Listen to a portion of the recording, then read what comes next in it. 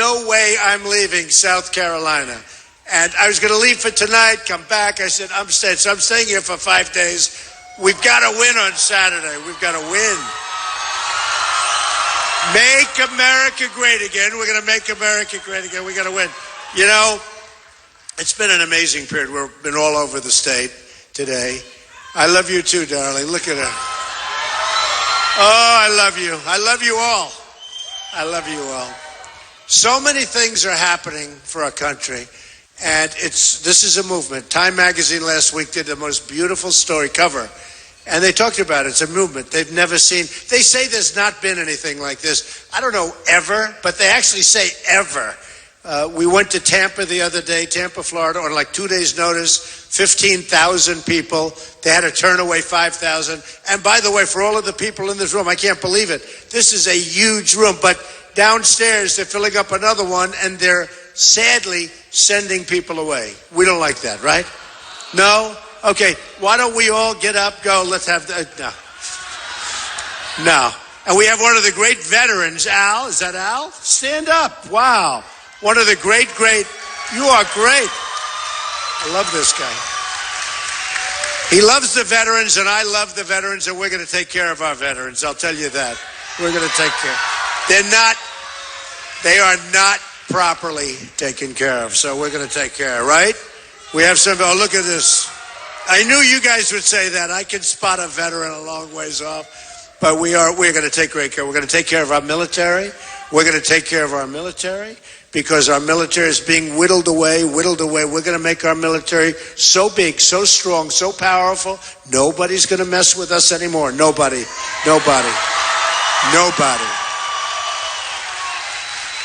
So Nikki Haley, a very nice woman, she made a speech the other day. You saw that. And she was talking about anger. And she said there's a lot of anger. And I guess she was implying all of us, really referring to us. And by the end of the day, she was actually saying that Donald Trump is a friend of mine. He's been a supporter of mine and everything else. The tone at the beginning wasn't as nice. By the time that she was just barraged with people, she said, I think we better change our path here.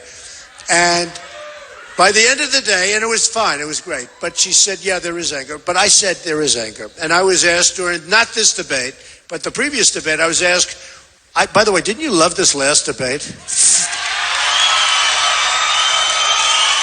I sort of liked it. They came at me from every angle possible. No, they came at me from every angle. It was sort of interesting. They were hitting me with things like, and such untruths. I never realized, I've always known politicians are dishonest, but I've never known the level of dishonesty.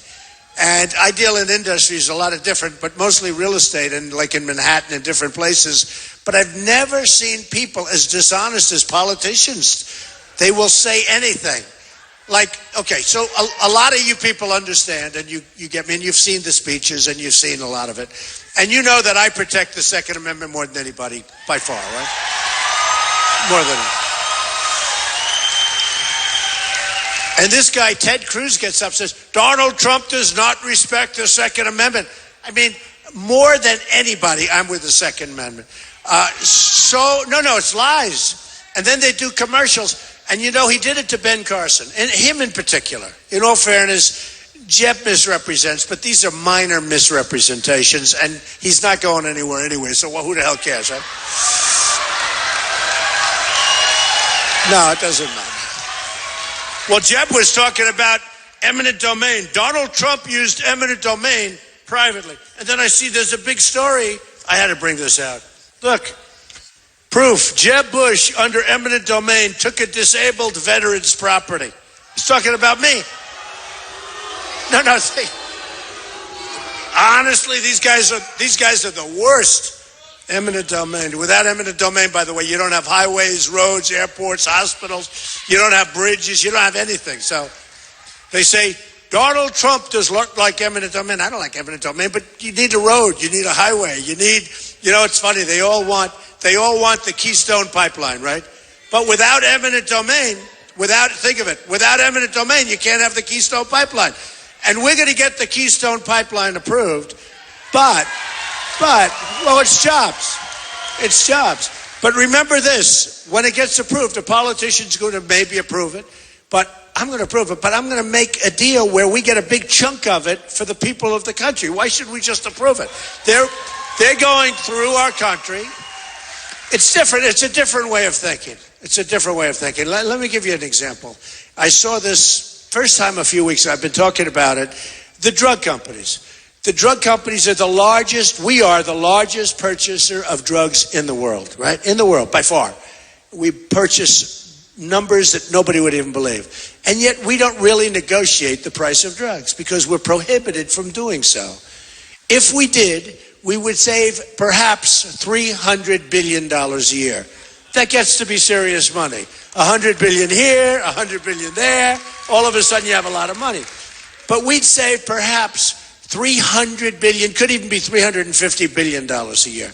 Now, why? A friend of mine who's a doctor comes up and he says, Donald, I don't understand it. You go to the drugstore, the United States pays the same as Mr. Schwartz, who walks into the drugstore to buy drugs. It doesn't make sense, right? I said, of course it does. These guys that I'm running against, and others, politicians meaning, they get campaign contributions from the drug companies, okay? They get campaign contributions from the drug companies.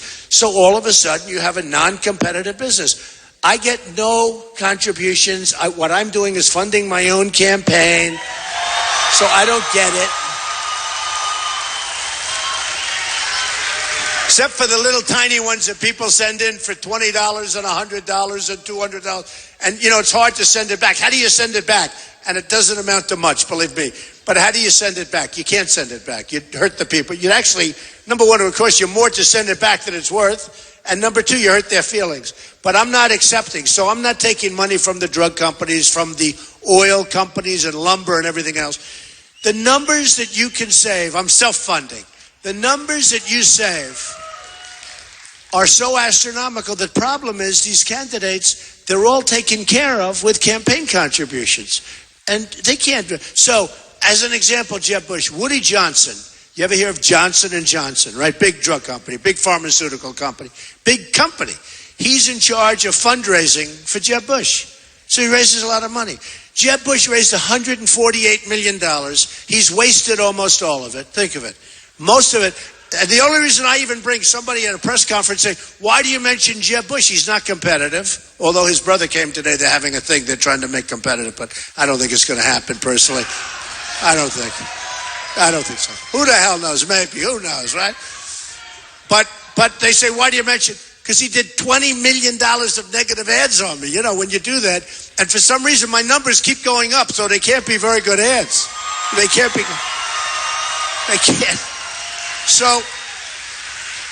So when you look at what's going on, and let's say now I want to save the $300 billion, but I'm Jeb Bush, and you say, we're going to save this money. Then Woody Johnson's going to call him. Jeb, you can't do that, Jeb. Can't do that. I worked hard for you. Lobbyists are going to call them, or the lobbyists are going to call Ted Cruz, who's, you know, a dishonest guy. He's a liar. I mean, he's a real liar. They're going to call him. They're going to go, Ted, you can't do that. You got another race coming up in 2 years. There's no way you can do that. These guys supported you. Or they're going to call Marco Rubio, who stood with me. He was with me when he had the meltdown, and I'm telling you, it wasn't a pretty sight.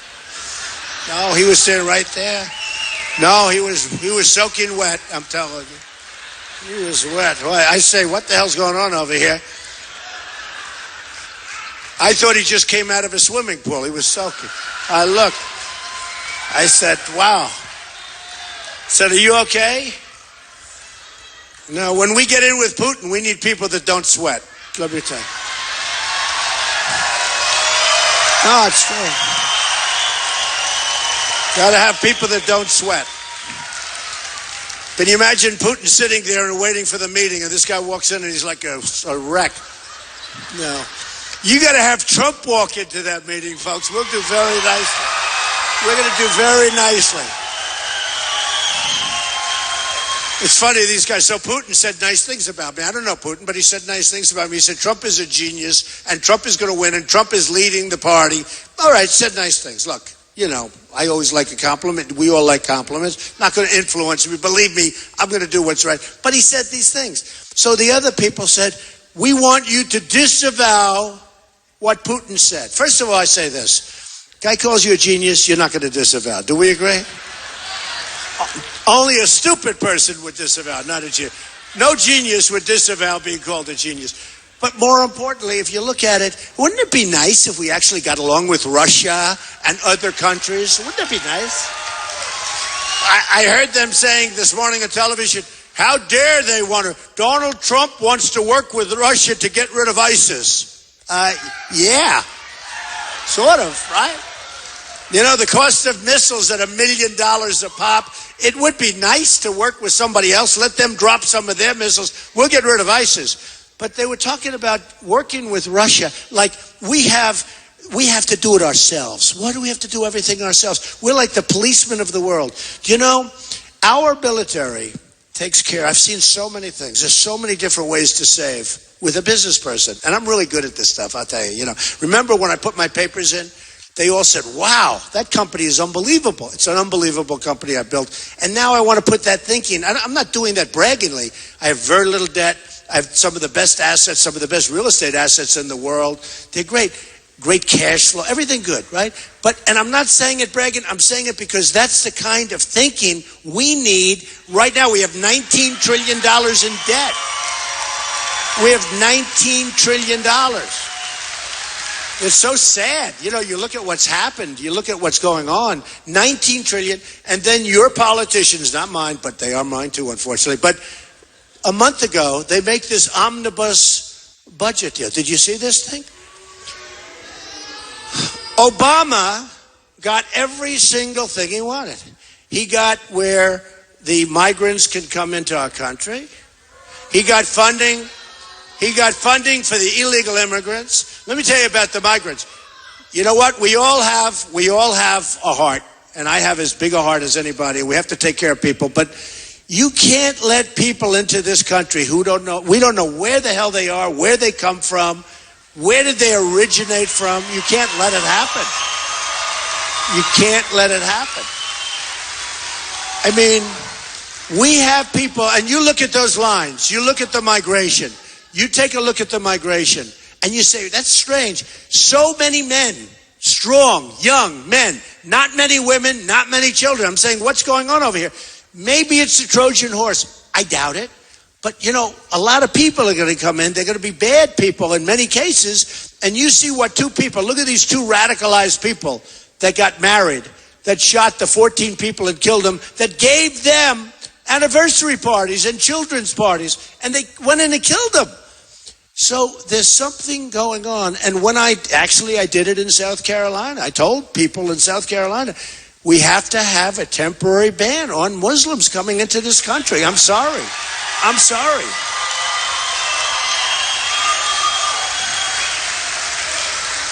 And it'll be temporary, hopefully. But if we don't find out, look, it's radical Islamic terrorism. Okay? There's a lot of hatred. We have a president who won't even use the term. When it's obvious that that's what it was, won't even use the term. We have to solve the problem. You can't solve the problem if you're unwilling to even say what the problem is. We're going to solve the problem, but we have to be tough. We have to be vigilant. We have to watch. You know, when these two young, horrible people that got married, they talk about the couple, give me a break, right? When these two people that got married, that killed the 14 people, well, in their house and apartment, they had bombs laying all over the floor. Other people saw that. Why weren't they reported? People knew what was going on. Why weren't they reported? To me, those people are just as guilty almost as the people that did the shooting. Why weren't they reported?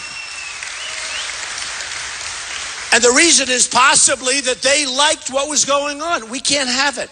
Look, we've got to have a country. We've got to have a country. We're going to have a great country. We're going to get rid of some of this stuff. We're trying to be so politically correct that we can't function anymore. We can't function. Take a look at Germany. Take a look at Germany. Everybody expected I was going to get Time Magazine of the Year because of look at this people. But everybody expected it. And by the way, we have the same crowd downstairs. Can you believe after I'm finished, I have to do this again? Do you think this is fun? Do you think this is fun? And then they sent away 3,000 people. So we're going to have like close to 10,000 people. Amazing, right? Well, we did give you 3 days notice, right? Can you imagine? It's an honor. It's an honor. And you know why it's an honor? Because no matter where we go in the country, these are amazing people. Whether it's Dallas, Mobile, Alabama, we had 35,000 people. We started with a hotel. Then we went to a football stadium because the hotel, no hotel's going to hit. And we ended up with 35,000 people. We go to Oklahoma. We had 20,000 people twice. No matter where we go, in New Hampshire was unbelievable. They have smaller venues, but we had the night literally before, we had a blizzard. We had the Verizon Arena. We had 5,000 people in the Verizon Arena during a blizzard the night before. A great victory for all of us. It was a great victory. New Hampshire was so amazing. It was a victory for all of us. It's not a victory. I'm like the messenger. I'm a good messenger, I think, but I'm like the messenger. But people are tired of what's going on in our country. We're tired of the Iran deal, where Iran gets $150 billion. We get nothing.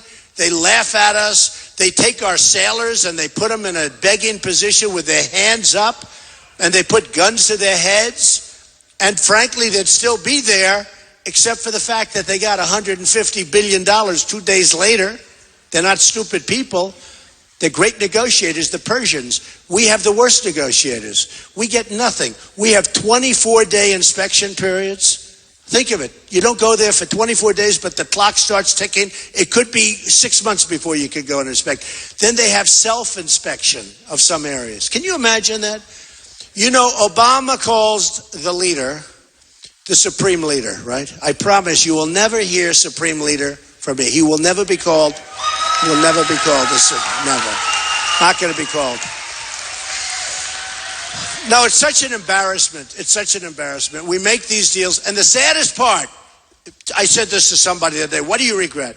I said, the biggest regret is that we've already given them this hundreds of billions of dollars, because frankly, the rest of the deal, I can take deals and make them good no matter how bad the contract is. I find ways. But you know what? The money's gone. The money's gone. And here's what they're doing. They're going to Italy. They're buying tremendous amounts of stuff from Italy.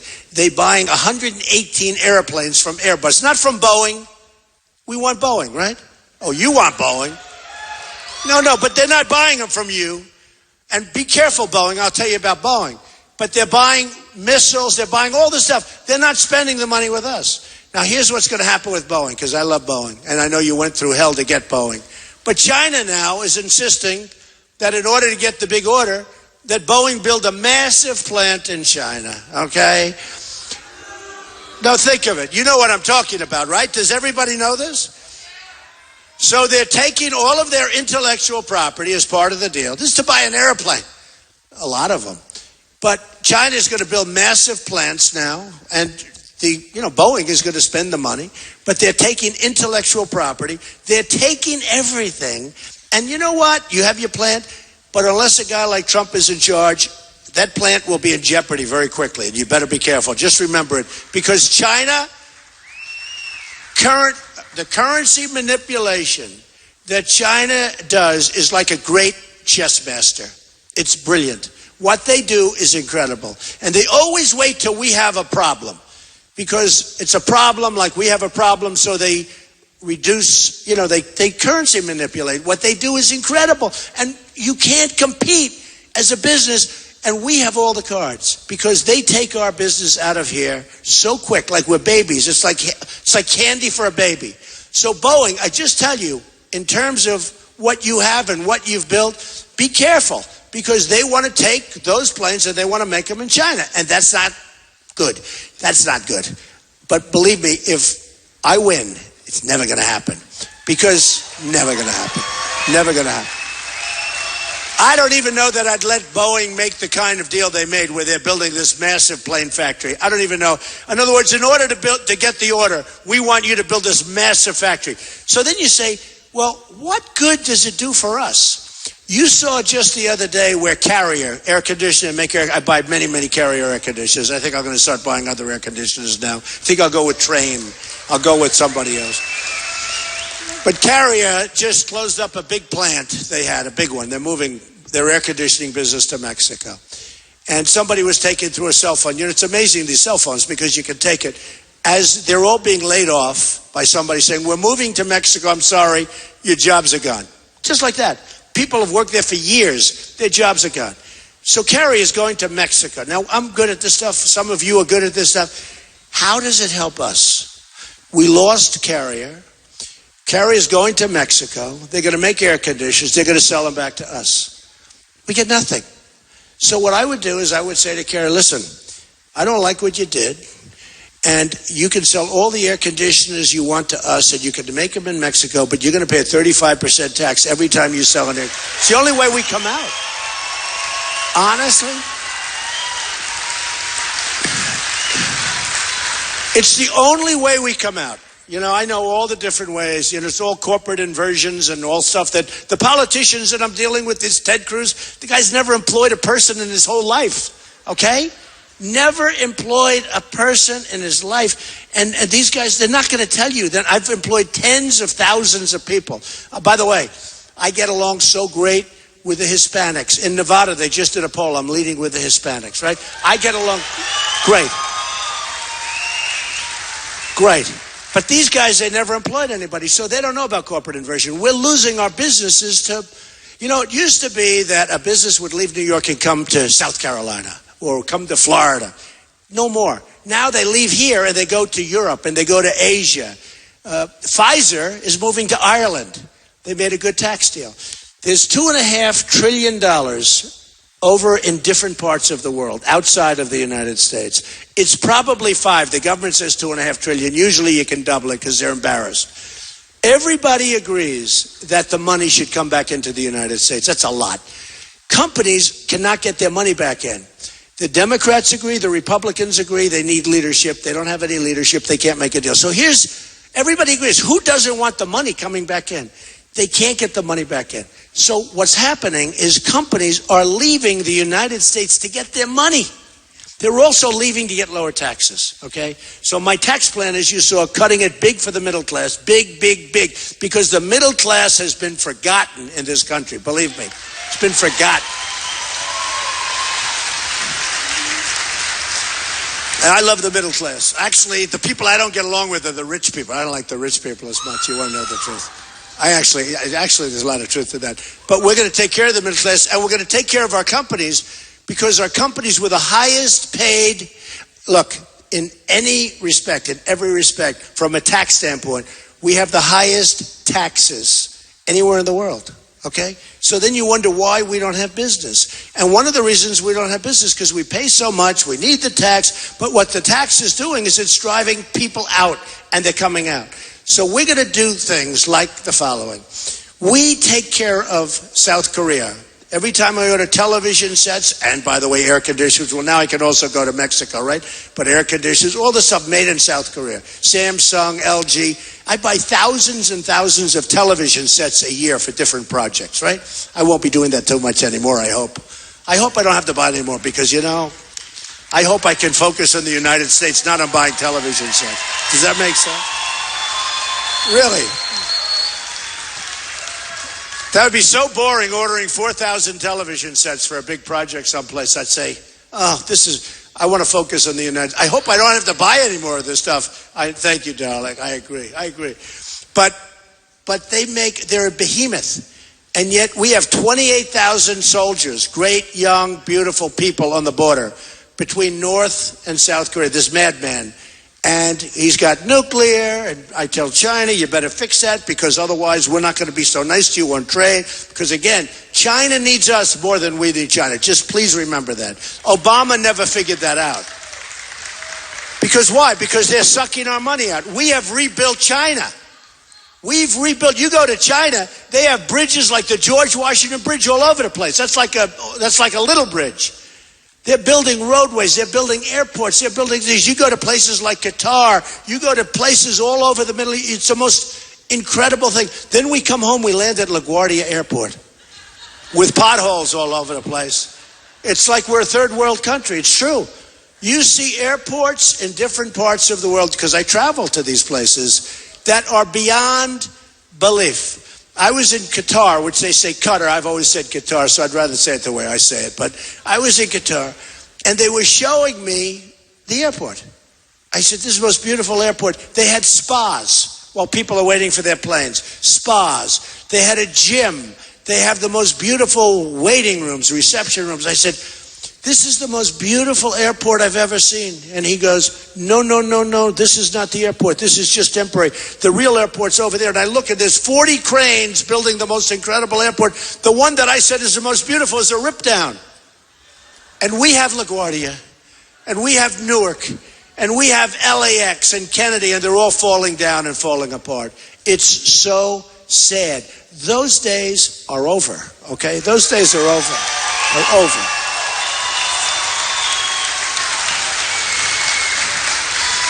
So when you hear how much we spend on military, it's really a misnomer.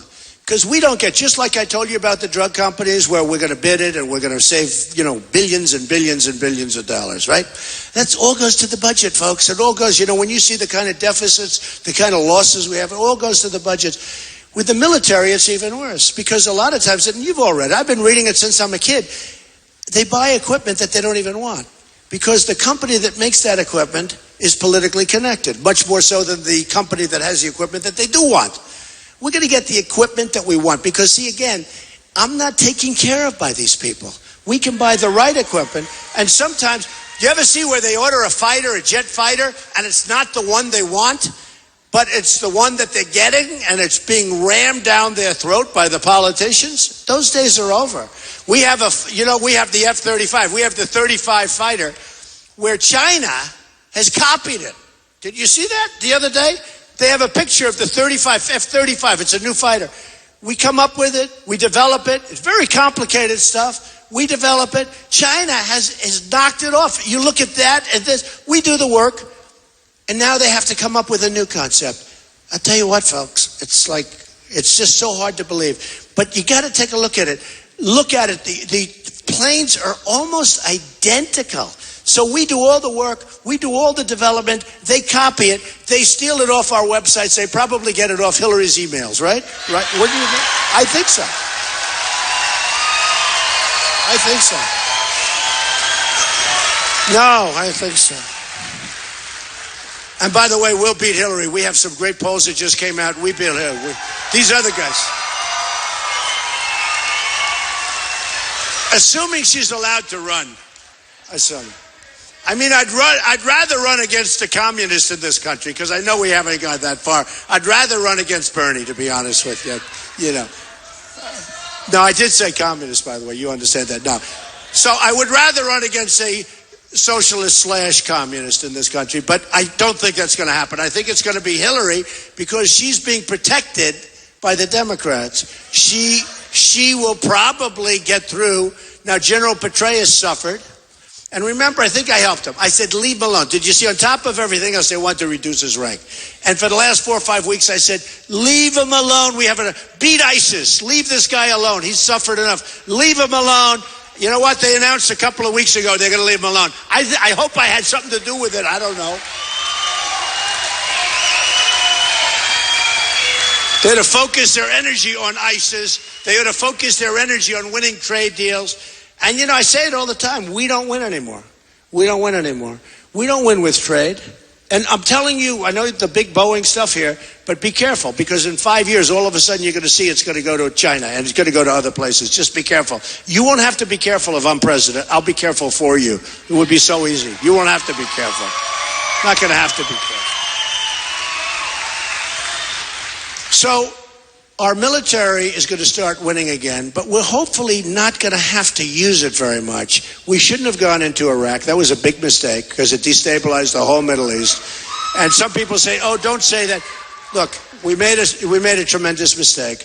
We went into Iraq. Shouldn't have happened. Everything you see right now is an offshoot of that decision. That was a very bad decision. Then Obama got out the wrong way. He came out. Here's a guy. He announces the date that we're leaving.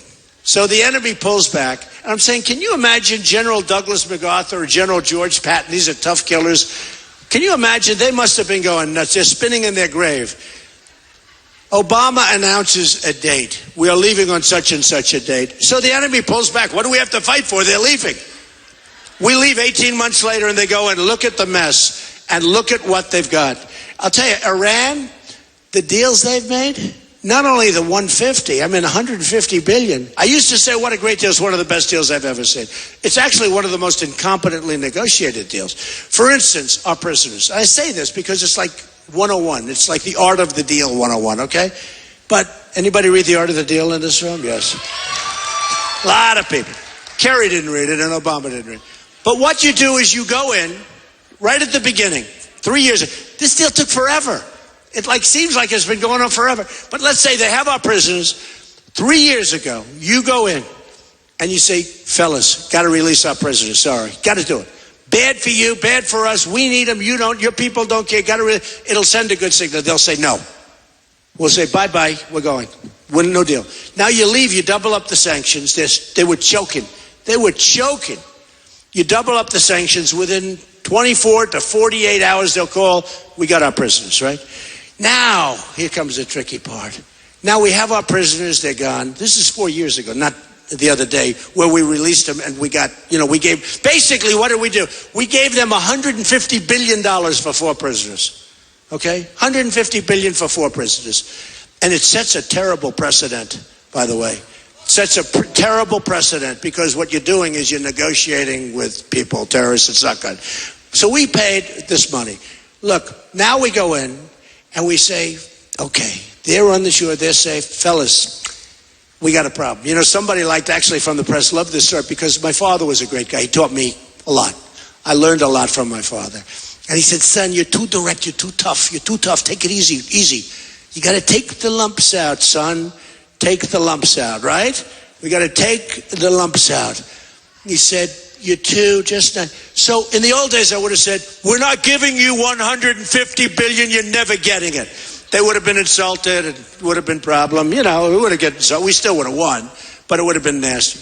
So when we take the lumps, I would say, fellas, I got to tell you, I got a problem. We're a debtor nation. We owe $19 trillion. We just have these politicians. By the way, the Republicans approved it. You know, we know where the Democrats are coming from. The Republicans keep approving this stuff. We just made a terrible deal. We're going to owe. This is going to cost us the budget's another $2 trillion, right? So we're going to owe $21 trillion. We don't have the money. There's nothing we can do. The $150 billion, we want to give it to you so badly. We don't have it. We're poor. We're bust. We have no. They'll go crazy. At the end of a couple of days, they'll be fine. Okay? We just saved $150 billion. It's true. That's the way. See, that's my father. He would say, take the lumps out. I would have done it the other way, but you have to learn from people. He was great. So we take the lumps out. So now they'll go nuts. We go back 2-3 days later. We got it. We just saved $150 billion. Believe me, I wouldn't have given them 10 cents. They wouldn't have gotten anything. So when somebody said, what's the biggest disappointment? I said, my biggest disappointment is that if I win, I go in, and we don't have that $150 billion. And for the sake of a little negotiation and walking out of a room a couple of times, we could have had it. It's so sad. It's so sad. I use as an example Sergeant Bergdahl. We get Bergdahl, a traitor. No, think of it. We get this dirty, rotten traitor that 6 people were killed. You know, 6 young, wonderful people, military, were killed looking for him. So we get Bergdahl. Right? One guy. And they knew that he was a spy. They knew that he was a traitor because they had a general and a colonel going and negotiating with the people that he was closest to. So they knew. So we get Bergdahl. They get 5 of the people that they most coveted that they've wanted for 9 years. And they got them. These are great killers. They're all back on the battlefield or soon will be. So we get Bergdahl and they get the 5 people that, this is the way we negotiate. This is the way we negotiate. So we have a problem with the country. We got so many problems, but we have a problem. And the problem is that every single thing that we touch turns out bad. We don't win. We never win. We lose all the time. We lose at every level. We lose with the military. We lose at every level. A story I love to tell is Nabisco. They're leaving Chicago. They're going into Mexico again. A lot of people going into Mexico. Buy stock in Mexico. Believe me, they're doing very well. They're going into Mexico. But Ford is opening up a $2.5 billion plant. You know what $2.5 billion for a one-story plant is? That's a big plant. They're building this massive plant. And I've been talking about this for 2 years. But now, the other day in the Wall Street Journal, I read a story. Ford is going even bigger in Mexico. You know why? Because nobody talks to them. I don't mean talk. I mean nobody sort of like scolds them a little bit. Like, can't do that, can't do that. Because the other day in the Wall Street Journal, there's another story. They're moving in even bigger into Mexico, right? In bigger. Because nobody talks to them. Nobody said it's bad what you're doing. So Ford goes in, and they're building a $2.5 billion plant. So instead of building in Michigan or wherever they're building, and they're closing plants, when you build this plant, you're closing someplace. They're building this massive factory, and they're going to sell cars and trucks and parts, and they're going to sell them right into the United States, okay? Now, people are smart. You don't have to even be a good business person to know that's no good for us. I mean, what do we get? We get closed factories and we lose the jobs. Same thing with carriers, same exact thing. And in Mexico, they get this massive plant that's going to employ thousands and thousands of people, and they're going to sell the cars all over the place, but they're going to sell them into the United States. And now on top of it, it was such an easy deal that they're doubling up and they're going to make it even bigger. I mean, literally hard to believe. This was announced 2 days ago that they're going in even with bigger. And they want to keep the publicity down because they don't want it to stop, but they want to keep the publicity down. So when these other candidates, let's say Hillary, oh, Hillary. Can you imagine her as president with the turmoil? No. And by the way, the last person she wants to run against is me. Remember 3 weeks ago? Donald Trump is sexist. Oh, did she suffer after that? I brought her husband into the equation, right?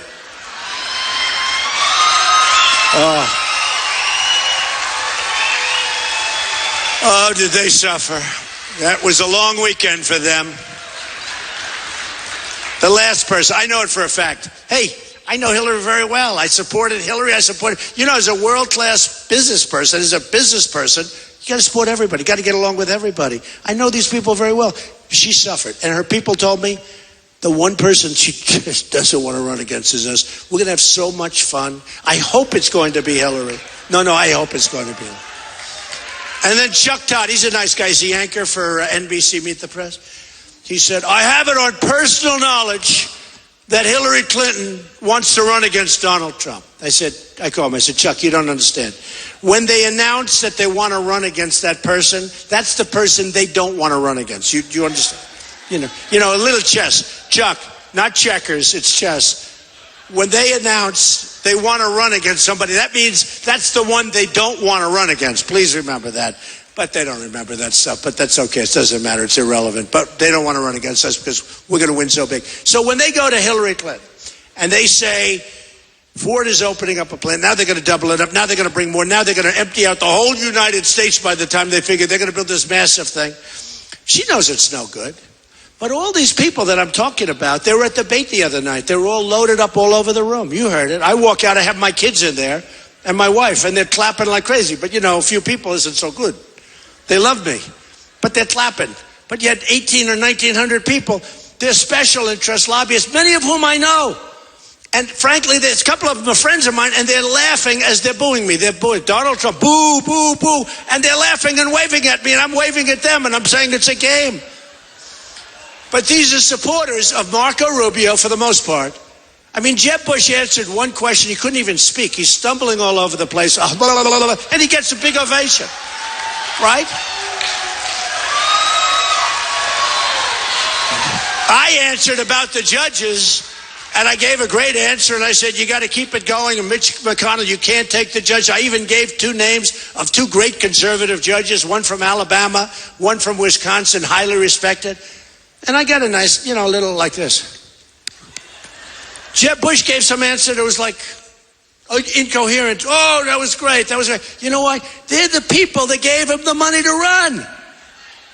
And if he wins, they're going to have total control. Same thing with Marco. I mean, in that case, it was really those 2 and which, by the way, the Republican National Committee did a horrible job of ticket distribution. That I can tell you. Establishment. They did a horrible job a horrible job of ticket distribution. And the problem is, because I'm self-funding, I don't have any donors in the room. There's nobody giving me money. And some of these guys, you know, it was very funny. One guy came in, and he wanted to give me a lot of money. And they're gamblers. I mean, I know these guys so well. Half of them I know. And some I like, some I don't know. Some are good guys, some are horrible guys. But I know them sort of almost all. And I'm looking at the room, I say, wow, that's all the fat cats. That's all the bosses out there. That's the bosses of the politicians. That's when you want to negotiate with Ford, and then Ford's going to send 6 of those guys up to see you as president. And if you took money from them, you're not going to make a deal.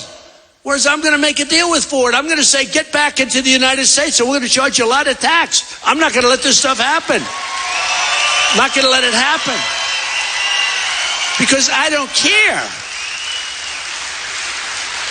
Our country is being bloodsucked. I'm telling you, our country, what's happening, we're losing our industry. We're losing it, and we're losing it because people want to be conservative. Now, let me tell you, I'm more conservative than anybody, but I'm common sense conservative.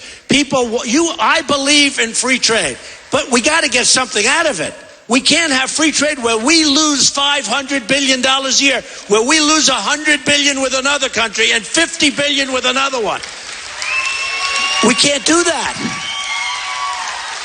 Because it's just like the borders. Without borders, we don't have a country. Well, without money coming in the other direction, we don't have a country. So we're going to build the wall. Somebody just said, we will build the wall. Believe me, we'll build the wall. It's going to be a real wall. No, I'm telling you, these politicians, and don't forget, we started off with 17. There were so many, it was like, oh, it's terrible.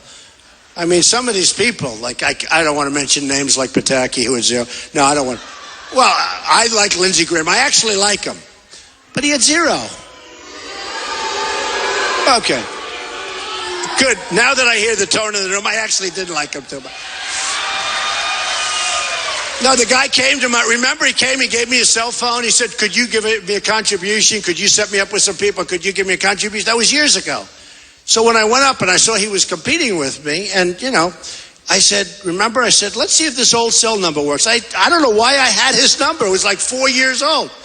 So they called it, and his phone exploded. You remember? We went out public. His phone exploded. It went like boom, it crashed.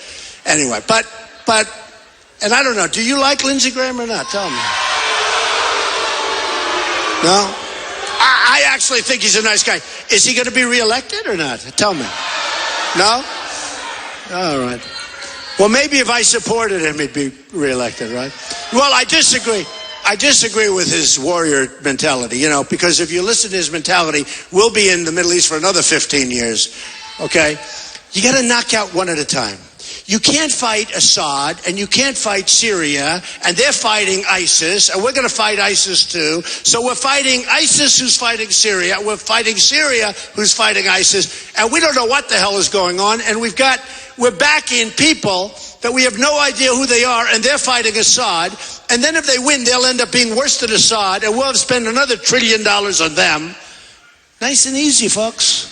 And I'm the most militaristic person in this room. Except for Al. Al is wild.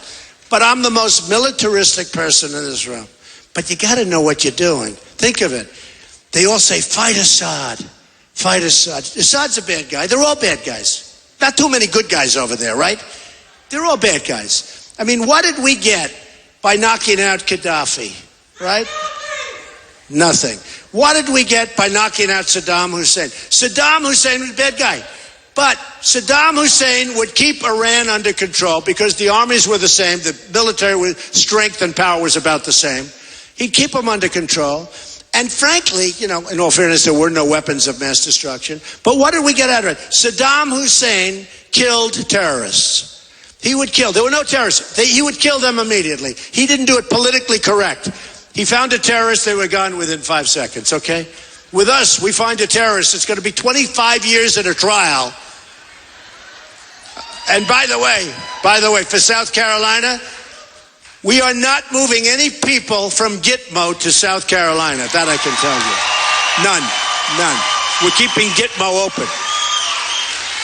It's cheaper to keep it open. And we're going to load it up with bad dudes if they make it there. And okay, let me talk just for a second and then I'll get the hell out of here. You go home. You can go watch Bush tonight, right?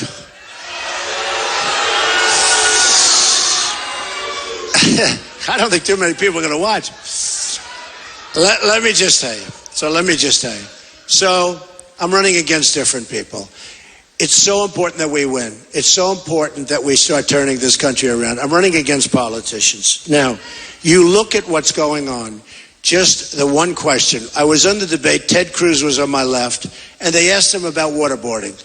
And he was incapable of, take a look at the way he answered the question. I think he's a very unstable person to start off with. He couldn't answer the question. He's going, he was afraid to say waterboarding is okay, right? You remember, right? 2 weeks ago, 3 weeks ago.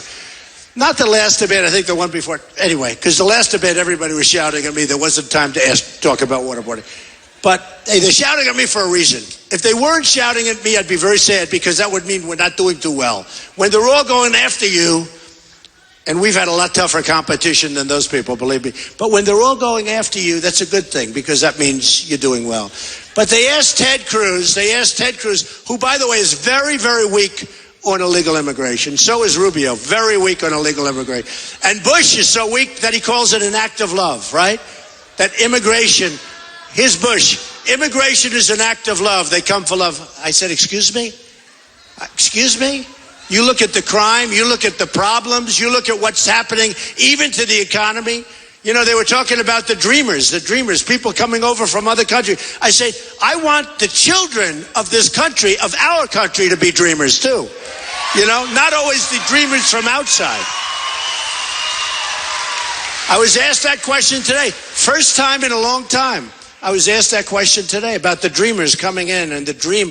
I said, first time I've heard that question in 3 months. I said, you know what? Dreamers, everything's fine. But I want the children of the people from this country to also be dreamers. I want our children to dream. I want our children to dream. So remember this, they're chopping off heads in the Middle East. That hasn't happened, I guess, since medieval times. I love history. I'm sort of a semi-student of history when I have the chance. But it's like since medieval times, chop off heads. It's like chopping off heads. Who ever heard of this before? They're chopping them off. James Foley, a great young guy, that was sort of the beginning. But they chop off heads and then they send the videos all over the place of it happening. We're not going to let this go. So they asked Ted Cruz, standing right here, what do you think of waterboarding? Okay, waterboarding. We're talking chopping off heads, waterboarding. And he said, well, I don't know. I don't know. He couldn't answer the question, right? He couldn't answer. You saw it. And then they went to me and they said, what do you think? I said, I don't think waterboarding's tough enough. I think we need much tougher. And as far as I'm concerned, that's okay. It's okay. Well, they said, what do you mean? I said, let me tell you. I said, they're chopping off the heads of Christians and lots of other people in the Middle East. Waterboarding is fine, and other things that are a lot tougher are fine, and that's okay with me. And you know what? I got a standing ovation. I didn't know if it was a good thing or bad. I didn't poll it, I can tell you. You know, these guys, if you ask them a question, they pay hundreds of thousands of dollars to pollsters. And when you ask a guy like Cruz a question like that, they like to poll it. So they go out to the people and they say, what do you think of waterboarding? They do also. With me, I said this. I had no idea. I don't care. I speak the truth. I speak the truth. I just speak the truth.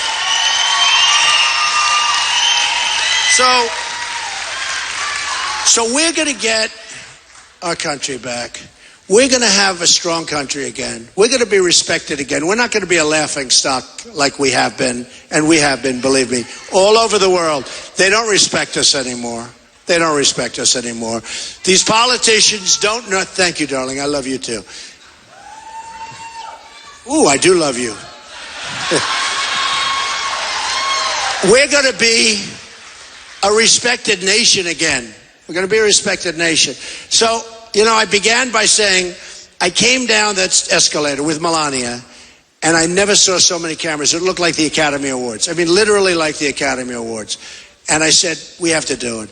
When I made my speech, I talked about illegal immigration. You wouldn't even be talking about it if I didn't make that speech. You wouldn't even be talking about it. And then everybody came, and then I talked about the borders, and we have to have borders, we have to have the wall, all of this. And then beautiful Kate in San Francisco was shot in the back by an animal who came over here 5 times, shot her in the back in San Francisco. And with all of the things that we had, think of it, and it just started. But what's going to happen is this. We're getting rid of sanctuary cities, getting rid of it. We're getting rid of it. It's almost like, you know, these sanctuary cities? In San Francisco, I think if I own a big building there. I own a big chunk of the Bank of America building in San Francisco. Who would think of it as sanctuary cities? In Florida, they have like 6 or 7 sanctuary cities. It's almost like a place where criminals can stay and be left alone. It's crazy. Who would think of these ideas? So what we're going to do is we are going to use great judgment. We're going to start off with a word that's very special, heart, because we all have heart. We're going to have great health care. And for the people, the few people, the little, it's a small, we can't let people die in the streets. Do we agree? We're going to have great health care, but we can't let some people that can't afford anything die in the streets. And everybody understands that. And Republicans understand that. But we're going to have great health care. We're going to have great military. We're going to be respected so much. We're going to win so much, folks. We're going to win. Sometimes I joke. I say, we're going to win, win, win. You're going to come to me, beg me, Mr. President, we can't stand it. We don't want to win anymore. We don't want to win. And I'm going to say, yes, we want to be great. We have to keep winning. I will not do anything else. We're going to keep. But the truth is, we're going to knock out ISIS. We got to knock them out. That's a cancer. We're going to knock out ISIS. We're going to knock them out strong. We're going to get rid of ISIS. We are going to have a country that you love now, but you're going to love and respect so much more than you do now. And hopefully, and I say this hopefully, you're going to have a president that does such a great job that you're going to be so proud that you were here tonight. You're going to be so proud that on Saturday you're going to get out and vote. You have to get out and vote, folks. You have to get out and vote. Unlike these other people, I don't want your money. I only want your vote. So you have to get out. Saturday is such a big day. Keep it going. We're going to use common sense. We're going to use heart. We're going to use business skills. We're going to use our best people. We're going to use people that are so much more talented than there are anywhere in the world. We don't use them. We're going to use them, and we're going to make America great again, greater than ever before. Okay? Thank you. I love you. Thank you. Thank you, everybody. I love you.